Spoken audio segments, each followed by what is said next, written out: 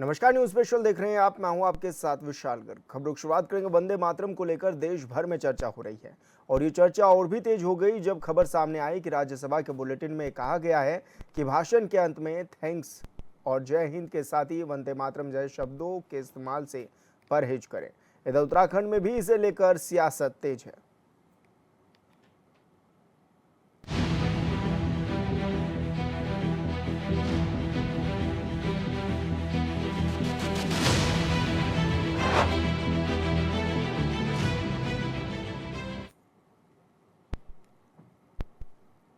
उत्तराखंड में वंदे मातरम को लेकर सियासत चरम पर है। एक तरफ मुस्लिम समाज के मौलवी इसे लेकर बयान दे रहे हैं तो दूसरी तरफ बीजेपी के मुस्लिम नेता मौलवी के बयान को छोटी मानसिकता बता रहे हैं और इन सब के बीच विपक्ष का भी सियासी हमला जारी है।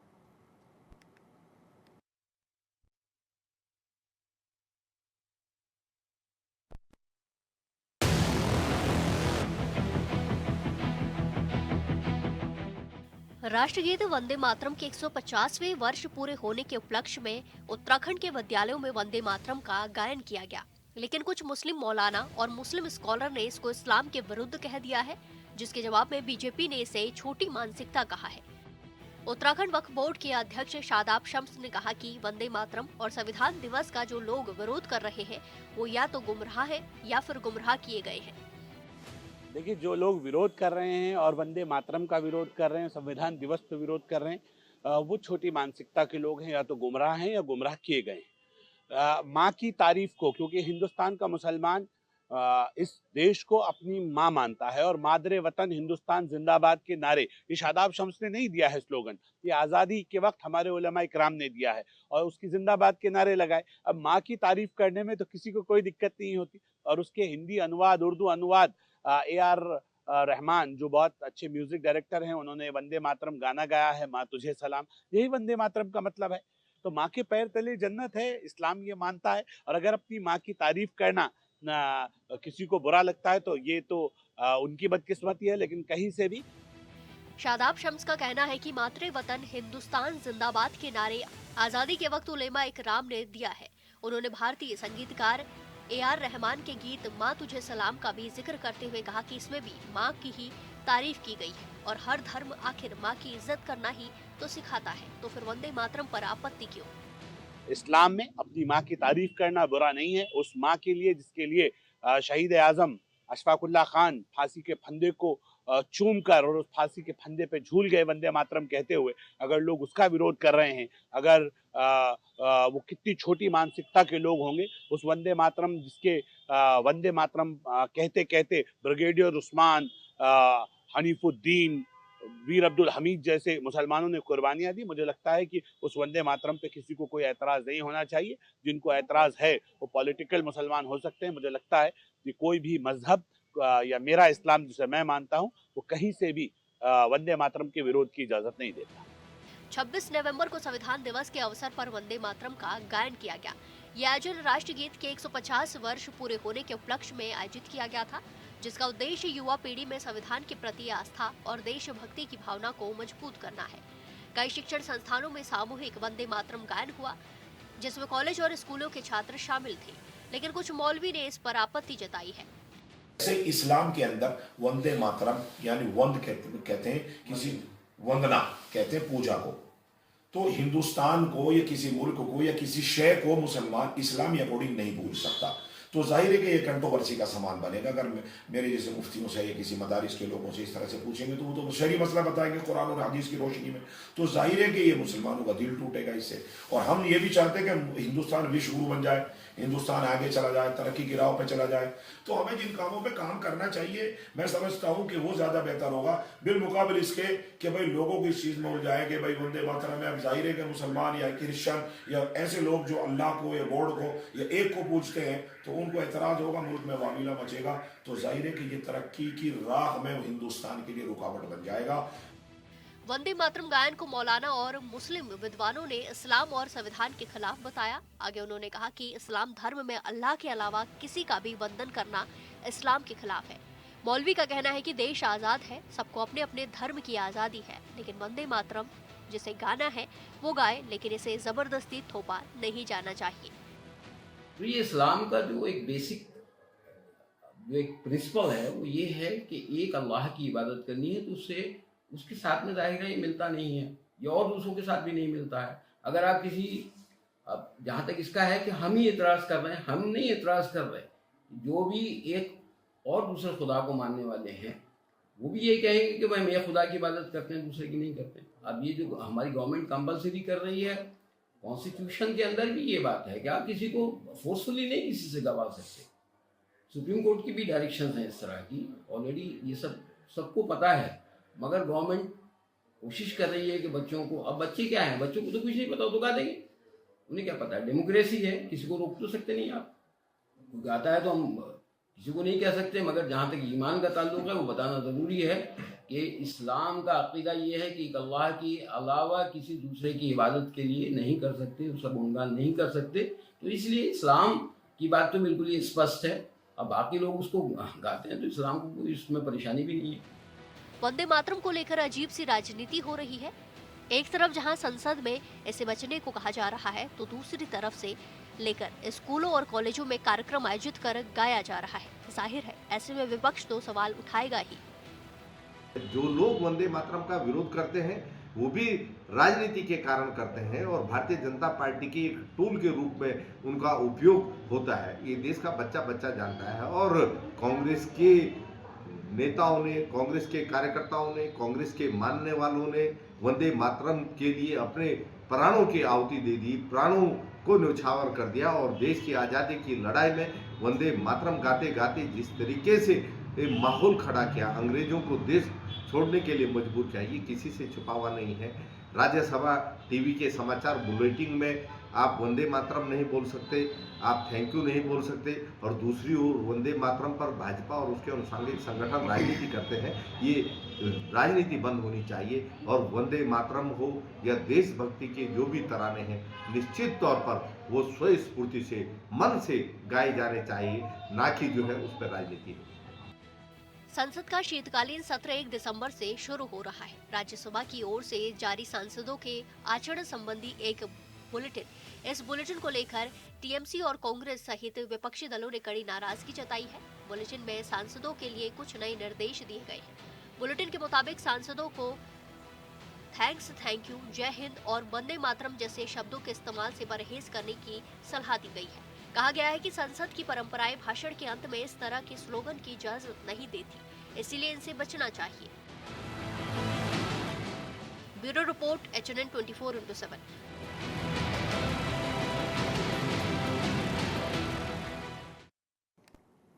तो उत्तराखंड में भी वंदे मातरम पर अब बहस जारी है। बीजेपी, कांग्रेस और मौलवी की प्रतिक्रियाएं भी सामने आई हैं। हालांकि मौलवियों को वंदे मातरम पर आपत्ति नहीं होनी चाहिए, इस बात को भी कहा जा रहा है, और जबरन वंदे मातरम थोपा नहीं जा सकता, इस तरह की जो बातें हैं वो सामने आ रही हैं। शिक्षण संस्थानों में वंदे मातरम गाया गया। उत्तराखंड वक्फ बोर्ड के अध्यक्ष ने भी कहा है कि विरोध करने वालों की मानसिकता छोटी है। वंदे मातरम की देश भर में अब चर्चा हो रही है और राज्यसभा के नए नियमों से विपक्ष में भी आक्रोश है।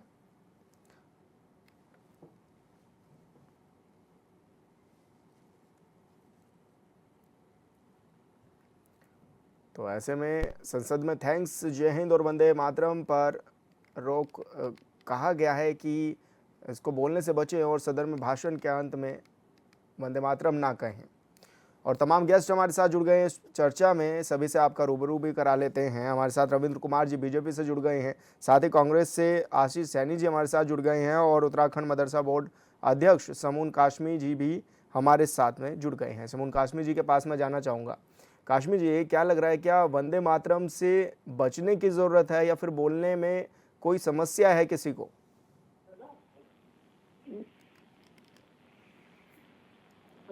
हेलो काशमी जी, आप तक मेरी आवाज़ पहुंच पा रही है? हाँ, आवाज़ मुझे पहुंच रही है। मेरा सवाल आपसे ये है कि क्या मदरसा बोर्ड, ये क्योंकि आप भी लगातार ये देख रहे हैं और ये कहा भी जा रहा था, कुछ लोग तो इसका भी स्वागत कर रहे थे कि मदरसे बोर्ड में भी इसको इंक्लूड कर देना चाहिए, वंदे मातरम बढ़ाना चाहिए, तो क्या लगता है आपको, आपके क्या कुछ विचार हैं इस पर? वंदे मातरम जो राष्ट्रीय गीत है वो हमारे देश की आजादी से उसका बड़ा गहरा रिश्ता है। स्वतंत्रता संग्राम सेनानी वंदे मातरम कहकर अपनी जानों का, अपने प्राणों की आहुति देते थे और फलस्वरूप देश आजाद हुआ। और मैं एक बात ये कहना चाहता हूँ, जो लोग इसमें भ्रम पैदा करने का प्रयास कर रहे हैं, वंदे मातरम, ऐ माँ हम तुझे सलाम करते हैं, तेरी परिक्रमा करते हैं, तेरी रेस्पेक्ट करते हैं। धरती माँ की रेस्पेक्ट और सलाम के अर्थ है उसका, वो ईश्वर की, खुदा की या गॉड की प्रार्थना में नहीं आता है। ये जो लोग उसका एक भ्रम पैदा करने का प्रयास कर रहे हैं समाज के अंदर, ये गलत है। और उन्हें ये चाहिए कि इसकी डिक्शनरी उठा करके देखें। ऐ माँ हम तेरी परिक्रमा करते हैं और संकल्प लेते हैं कि तेरी स्वतंत्रता को, तेरी आजादी को कभी भी प्रभावित नहीं होने देंगे। हमने पुर्तगालियों से, अंग्रेजों से, और मैं तो ये भी कहूंगा कि मुगलों से भी कोई ताल्लुक इस देश के लोगों का नहीं था, किसी भी वर्ग का नहीं था, मुसलमानों का भी नहीं था जी। तो आज के लोग जो इस तरह का एक भ्रम पैदा करके वंदे मातरम के ऊपर विवाद पैदा कर रहे हैं, ये सस्ती लोकप्रियता के लिए है और सीधे साधे विशेषकर मुसलमानों को भ्रमित पैदा करने के लिए है। आज देश स्वतंत्र है और वंदे मातरम जो हमारा गान है, गीत है, वो उसी उद्देश्य से उसे लिखा गया था कि ताकि लोगों के अंदर एक वाइब्रेशन पैदा हो। तो मैं समझता हूँ इसके ऊपर विवाद नहीं करना चाहिए। हमने देखा अतीत के अंदर बहुत सारे ऐसे लोग थे जो वंदे मातरम का विरोध करके वो पार्लियामेंट के अंदर पहुंच जाया करते थे। मैं आपसे कहना चाहता हूं कि सुप्रीम कोर्ट ऑफ इंडिया की भी ये रूलिंग है कि किसी को गाने से रोका नहीं जा सकता। तो जो लोग स्वतंत्र तौर से ये गीत को गाना चाहते हैं, उन्हें गाना चाहिए। और मैं ये कहना चाहूंगा कि ये फिर मैं एक बात ये दोहराना चाहूंगा कि वंदे मातरम ईश्वर की प्रार्थना में नहीं आता, यानी खुदा की इबादत में नहीं आता। बहुत सारे लोग ऐसा भ्रम पैदा कर रहे हैं कि ये ईश्वर के बराबर या कोई ईश्वर से प्रार्थना है, ऐसा नहीं है। बल्कि ये धरती माँ को नमन है, धरती माँ का सम्मान है। और धरती माँ जिसकी कोख से हमने जन्म लिया है, जिस मिट्टी से, ये हमारी मातृभूमि है। और मातृभूमि की रक्षा और मातृभूमि की रेस्पेक्ट, ये हम सब के ऊपर, हम सब भारतीयों के ऊपर जो है ये लाजिम है, वाजिब है। अगर हमारी धरती, हमारा देश, हमारी मातृभूमि अगर स्वतंत्र नहीं होगी तो हम उठा के देखें कि 200 साल तक अंग्रेज रहा और कई सौ साल तक यहाँ विदेशी मूल के लोग, मुगलों ने भी यहाँ राज किया। उनसे हमारा कोई उनसे हमारा नाता नहीं था। हमारा डीएनए हम भारतवासियों से मिलता है और भारत के लोग। और आज मैं समझता हूँ कि हमारे उत्तराखंड राज्य के अंदर हमारे माननीय मुख्यमंत्री श्री पुष्कर सिंह धामी जी की सरकार ने तमाम विद्यालयों के अंदर, सरकारी और गैर सरकारी विद्यालयों के अंदर उसे अनिवार्य करके ये अच्छा कार्य किया है। इससे राष्ट्रभक्ति पैदा होगी। और मैं तो ये चाहूंगा कि मदरसों के अंदर भी हम प्रेरित कर रहे हैं लोगों को कि आप, और बहुत सारी जगहों पे गाया भी गया है। हमने लोगों से कहा कि ये वंदे मातरम जो है वो गीत है कि जिसके गाने से एक वाइब्रेशन पैदा होता है। तो राष्ट्र की एकता और अखंडता ये हमारे लिए सर्वोपरि है। और हमारे माननीय मुख्यमंत्री श्री पुष्कर सिंह धामी जी का ये कार्य बहुत सराहनीय है। मैं उनका स्वागत करता हूं। और माननीय प्रधानमंत्री श्री नरेंद्र मोदी जी हमेशा से कहते हैं कि सबका साथ, सबका विकास, सबका विश्वास, सबका प्रयास। तो इसके ऊपर भ्रम पैदा नहीं करना चाहिए। आशीष जी, क्या लग रहा है आखिर क्या वजह रही होगी और क्यों लोग इसका विरोध भी कर रहे हैं? क्या वजह है इसके पीछे कि आप मान रहे हैं जबरन वंदे मातरम थोपा जा रहा है, इस तरह के आरोप लगाए जा रहे हैं? लगता है आशीष जी तक मेरी आवाज़ नहीं पहुंच पा रही है। रविंद्र कुमार जी का रुख करूंगा मैं। रविंद्र जी, क्या लग रहा है क्यों इसका विरोध हो रहा है, क्या वजह है? और राज्यसभा में भी क्योंकि इस तरह की बातें जब सामने आती हैं कि इस तरह के जय हिंद बोलने में या अंतिम जब आप भाषण दे रहे हैं तो उस पर ना करें, ना बोले, ऐसे क्यों कहा जा रहा है? क्या लग रहा है आपको? पहले तो इसके बारे में आपको ये पता होना चाहिए कि इसका विरोध ये आज की बात नहीं है कि आज इसका विरोध आज ही शुरू हुआ। ये पहले भी कई सालों से हम देखते हैं। और अगर आप आजादी से पहले की भी बात समझे तो 1909 में पहली बार कांग्रेस के जी, बात पूरी करिए रविंद्र जी।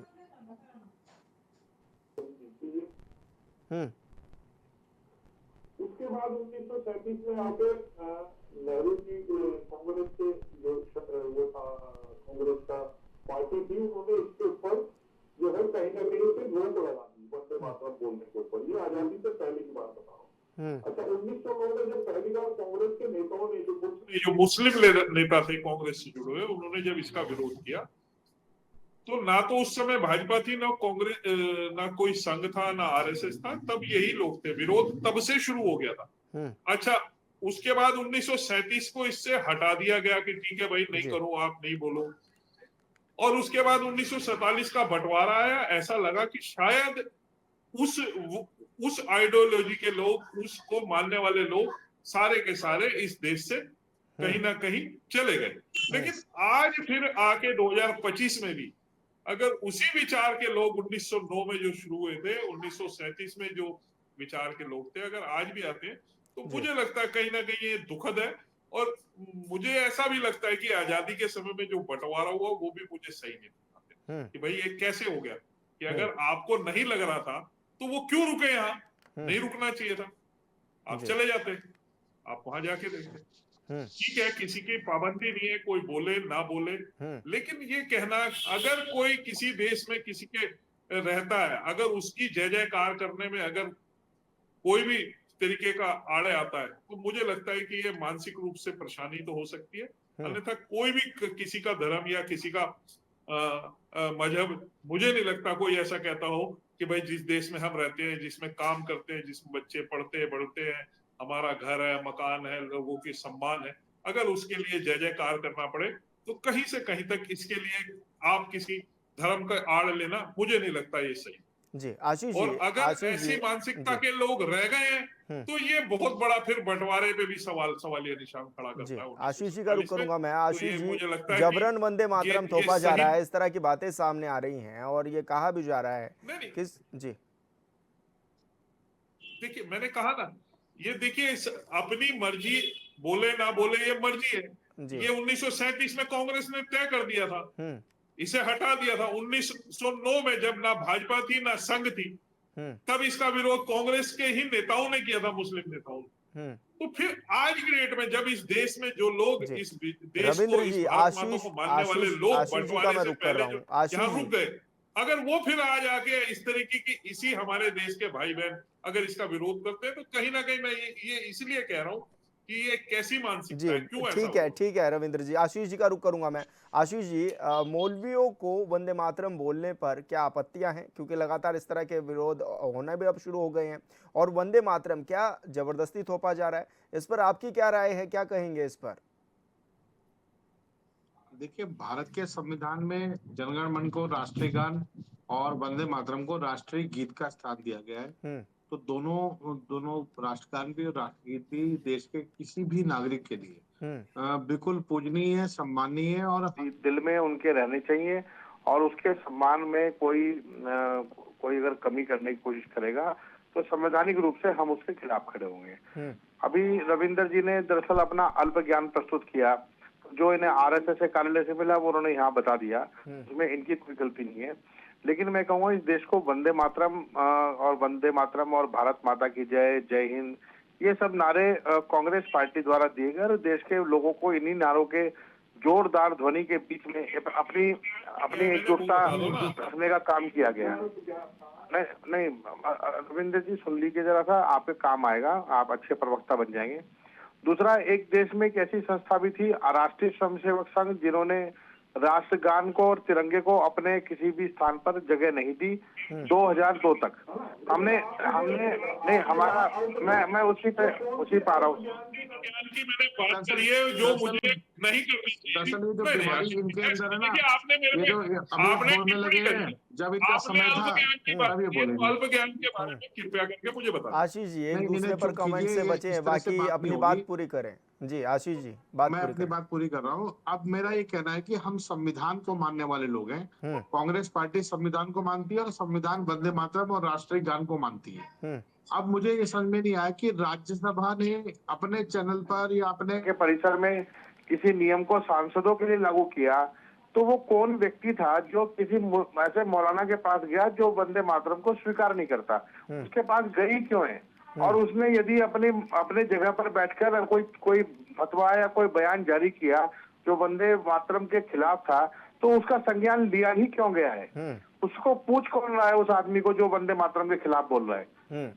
उसकी हैसियत ही क्या है भारत के संविधान के सामने कि वो वंदे मातरम का अपमान करने का काम करे? और वो कौन सी लंगी और भूखी सरकार है जो भ्रष्टाचारियों के लिए तो तुरंत दंडवत खड़ी हो जाती है, लेकिन ऐसे लोगों पर कार्रवाई करते वक्त वो टीवी चैनलों पर बहस के लिए जो छोड़ देगी, लेकिन उन पर कार्रवाई करते वक्त कोई काम नहीं करेगी।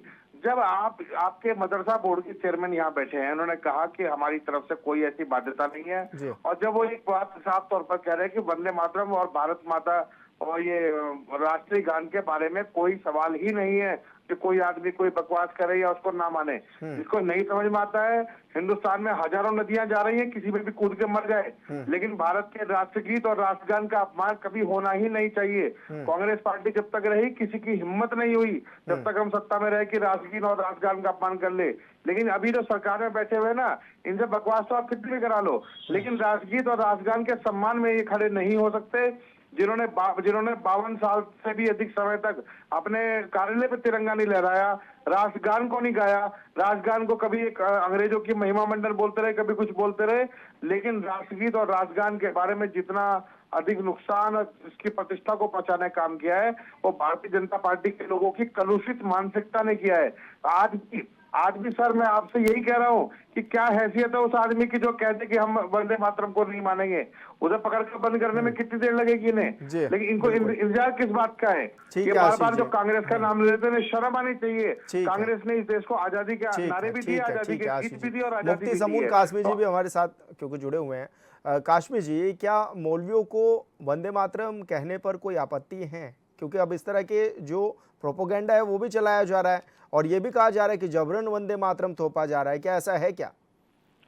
देखिए, मैं आपको बताऊं कि जो कांग्रेस के हमारे नेतागण जो गुफ्तगू करते हैं, 60 साल इन्होंने देश पर राज किया और इन्होंने उन 60 सालों के अंदर मुसलमानों के अंदर भ्रम पैदा किया और वंदे मातरम का अपमान इन्हीं लोगों के द्वारा किया गया है। भारतीय जनता पार्टी की सरकार और भारतीय जनता पार्टी के माननीय मुख्यमंत्री पुष्कर सिंह धामी जी किसी को जरूरत नहीं है। तनख्वाह प्राप्त मौलाना भाजपा के गुणगान कर रहे हैं, कांग्रेस की आलोचना करेंगे, इन्हें शर्म आनी चाहिए। ये वंदे मातरम का सहारा ले रहे हैं अपनी राजनीति करने के लिए। बता रहा हूँ आप इस चैनल का इस्तेमाल नहीं करेंगे बिल्कुल भी, पहले आपको शर्म आनी चाहिए। आशीष जी, बात पूरी नहीं कर पाए और यहाँ तनख्वाह प्राप्त लेकर पैसे कितनी आशीष जी, काश्मी जी अपनी बात पूरी करिए जी।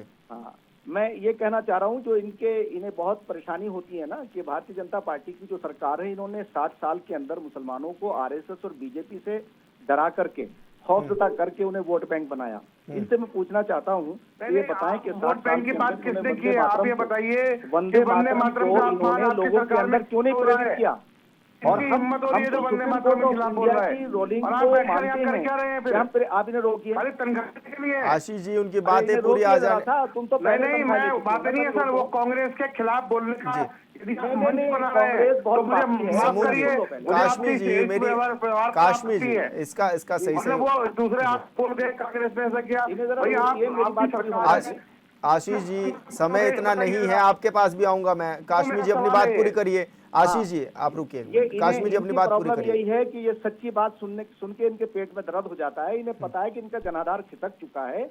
आज मुसलमान तेजी से मेन स्ट्रीम की तरफ आ रहा है। हमारे माननीय मुख्यमंत्री पुष्कर सिंह धामी जी ने जो कार्य किए हैं वो ऐसे कार्य हैं उत्तराखंड के अंदर तो ये कभी आएंगे ही नहीं। मैं दावे के साथ कह रहा हूँ, कितना ड्रामा कर लें, कितना ही नाचने गाने, कितना ये सब कुछ कर लें, मैं आपको ये बता दूं कि वंदे मातरम एक ऐसा गीत है जिससे भारतवासियों के अंदर उसने एक वाइब्रेशन पैदा किया। अब इन्होंने पर्टिकुलर मुसलमानों को पहले तो एजुकेशन से दूर किया, मेन स्ट्रीम से काटा, फिर उनके अंदर भ्रम पैदा किया। आज माननीय मुख्यमंत्री पुष्कर सिंह धामी जी ने जब ये सर्कुलर जारी किया उनकी सरकार ने, तो वो अति सराहनीय है, स्वागत योग्य है। और मैं सब आपके सामने ये कह रहा हूँ कि हम उन्हें प्रेरित करेंगे, वो गाएंगे एक दिन, वो उसका विरोध नहीं करेंगे। और हमारा तो हमेशा से ये कहना रहा है कि हम हर चीज को हम हर चीज को प्रेरणा दे करके, उन्हें प्रेरित करके उनके मन के अंदर राष्ट्रवाद को भी पैदा करेंगे और इनके खौफ को भी निकालेंगे जो इन्होंने भारतीय जनता पार्टी और आरएसएस के प्रति नफरत पैदा की है या दूरियां पैदा की है डरा करके, वो सब खत्म होगा। और मैं एक बात और कहना चाहता हूं आपके माध्यम से, उत्तराखंड के माननीय मुख्यमंत्री पुष्कर सिंह धामी जी, वो एक ऐसे व्यक्ति हैं कि जिन्होंने बगैर किसी भेदभाव के मुसलमानों के लिए भी सारे प्रदेश के लोगों के लिए कल्याण का काम किया है। और अभी जो प्राधिकरण बनाया है मदरसा बोर्ड का विस्तार करके, जिसमें 6 माइनॉरिटीज ली हैं, उससे गुणवत्तापूर्ण एजुकेशन के साथ मुसलमानों को भी फायदा होगा और अन्य माइनॉरिटीज को भी फायदा होगा। ये कोई काम कर नहीं पा रहे हैं और इनके जो इनके कारनामे रहे हैं 60 साल के अंदर, इन्होंने दंगे कराए, फसाद कराए और कोई काम ही नहीं था कांग्रेस का। आप बताइए कि इन्होंने इन्होंने अच्छा कार्य किया हो, अच्छा कार्य किया होता तो ये आज सत्ता से दूर क्यों होते? दीजिए ना, मैं कुछ जवाब देना चाहूंगा। बिल्कुल आशीष जी, ठीक है अब आशीष जी, आशीष जी बोलिए अपनी बात, क्या रख रहे हैं? देखिए, मैं इस प्रकार से आपने अपने चैनल पर 2 लोगों को बिठाकर जिस तरीके से सरकारी काम करने का काम किया, मुझे इस पर आपत्ति है। ये कांग्रेस को कोसने का काम कर रहे हैं कि कांग्रेस खराब पार्टी है। मैं कह रहा हूँ कांग्रेस, आप कह रहे हैं कांग्रेस खराब, मैं कह रहा हूँ कांग्रेस खराब पार्टी है। जो आपके जैसे सपोले कांग्रेस ने इस देश में पलने दिए, जो बंदे जो बोलकर आते हैं फिर इधर आकर वंदे मातरम की पैरवी करते हैं और देश में लोगों को लड़ाने का काम कर रहे हैं। मैं इनसे ये पूछ रहा हूँ कि वंदे मातरम की आलोचना जिस व्यक्ति ने की, उसकी हैसियत क्या है कि आप यहाँ बैठकर डिबेट करें? अब आप और वहां उसके खिलाफ कार्रवाई करने के लिए मैं विपक्ष का व्यक्ति आपसे सवाल पूछ रहा हूँ कि कार्रवाई क्यों नहीं करी अब तक? अब ये बैठकर उसकी बात का जवाब तो देंगे नहीं। ये अपनी तनख्वाह सुरक्षित करना चाहते हैं कि इनकी तनख्वाह बढ़ती रहे। ये केवल तनख्वाह प्राप्त व्यक्ति हैं, बाकी इनका ना तो किसी मुसलमान से कोई लेने देना, ना किसी हिंदू से लेने देना, ना इनका भारत से कोई संविधान से कोई संबंध है। ये केवल तनख्वाह प्राप्त व्यक्ति है। मुझे ऐसे लोगों पर सख्त आपत्ति है। बिहार से तनख्वाह के लालच में संविधान के धज्जे उड़ाने में शर्म महसूस न करें। कांग्रेस जिसने देश को आजादी दिलाने का काम किया, सबसे बड़े गुनहगार हो, पापी हो, सवारने का काम किया। ठीक है, आप लोग लड़िए मत, ठीक है आशीष जी, शर्म आनी चाहिए। मुझे बताइए पिछले 11 साल में आपकी सरकार ने क्या काम किया? सच्चर कमेटी की रिपोर्ट कहाँ पर है? मुझे जवाब दीजिए इस बात का। और अगर जवाब नहीं दे सकते तो वही नदियां जिसमें उस मौलाना को डूब कर मर जाना चाहिए, आप भी उसी में चले जाइए। भाई इनसे पूछिए सच्चर कमेटी किसने बनाई थी? अरे सच्चर कमेटी हमने बनाई है, आपने क्या किया उसमें बताइए जरा। 11 साल में आपने क्या डेवलपमेंट किया है मुझे बताइए, अगर आपको याद है तो। बिल्कुल आशीष जी, बिल्कुल समय की कमी है। आशीष जी बहुत शुक्रिया आपका, रविंद्र जी आपका भी बहुत शुक्रिया, मुफ्ती समून कासमी जी आपका भी बहुत शुक्रिया। और न्यूज़ स्पेशल में मेरे साथ इतना ही। आप देखते रहिए चैनल 24/7। नमस्कार।